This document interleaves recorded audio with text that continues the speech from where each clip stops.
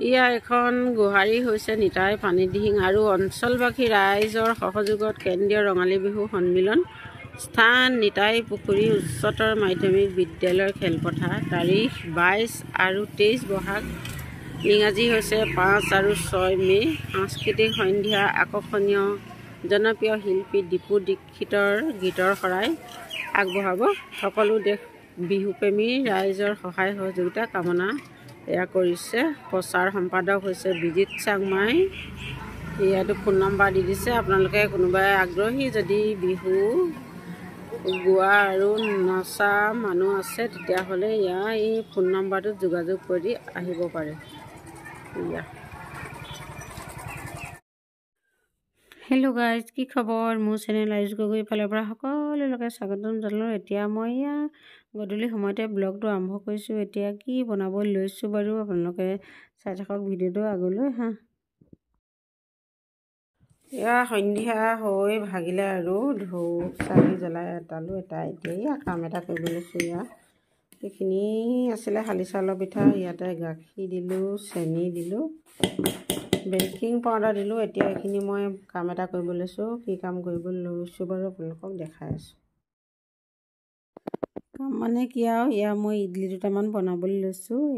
ইডলিৰ কাৰণে এইখিনি গোটেইখিনি ধুনীয়াকৈ সানি ল'লোঁ। এতিয়া বনাব লাগিব আৰু কি দিলোঁ বাৰু ইয়াত কৈ আছোঁ এফালে মই ইডলি কেইটামান বনাবলৈ ল'লোঁ। ঠিক ঠাক কৰি ল'লোঁহে হয়। ল'ৰাই আহি হাত পাতি ল'লেহি, সিহে আগবাঢ়ি যায় কৰিবলৈ। ইয়াৰকেইডাল হৈছে ইডলি ষ্টেণ্ড। হ'ব, বেছিকৈ নিদিবা, হৈ যাব। কম দিয়া, সৰু সৰুকৈ বনাওঁ। এই বাতিকেইটাত মই ইয়াত কি কয় ৰিফাইন ঘঁহি থ'লোঁ। তেতিয়া ৰিফাইন ঘঁহিলে কি হয়, পিঠাটো এৰুৱাবৰ কাৰণে সুবিধা হয়, পটককৈ এৰিয়েহে, নহ'লে লাগি ধৰে। ইয়াত ৰিফাইন নহ'লেও বা ঘিউ সানি ল'ব পাৰে বা বাটাৰ সানি ল'বও পাৰে। এইফালে কুকাৰটোত পানী পাতি থৈছিলোঁ। পানীখিনি উতলিলে এতিয়া ইয়াত ষ্টেণ্ডডাল বেটাৰে বহাই দিছে। তাৰপিছত আৰু চুইচটো বহাই দিম। যেতিয়া বককৈ উতলিব আৰু তেতিয়া ইডলিকেইটা হৈ যাব। এতিয়া এইখিনি ঢাকনটা লগাই দিওঁ।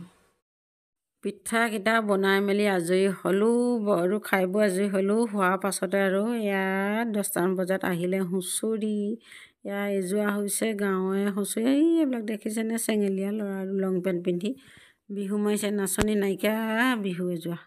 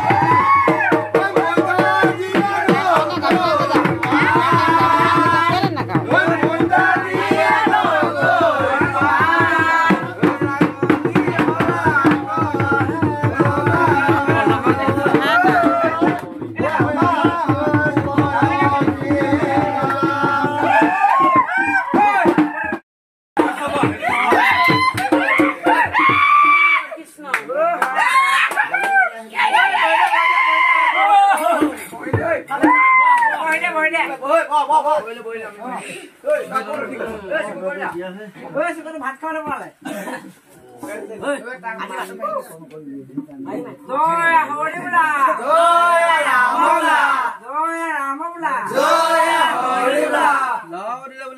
বলে বোলে জেং বছকা বিধ ফুৰিবই সৰ্বপৰত নিৰীক্ষণ কৰি আকৌ দিবলৈ তোমাৰ টেবুল অফি কৰি মন হ'ল বাস্তৱপূৰ্ণ কৰিব লাগে চতীতে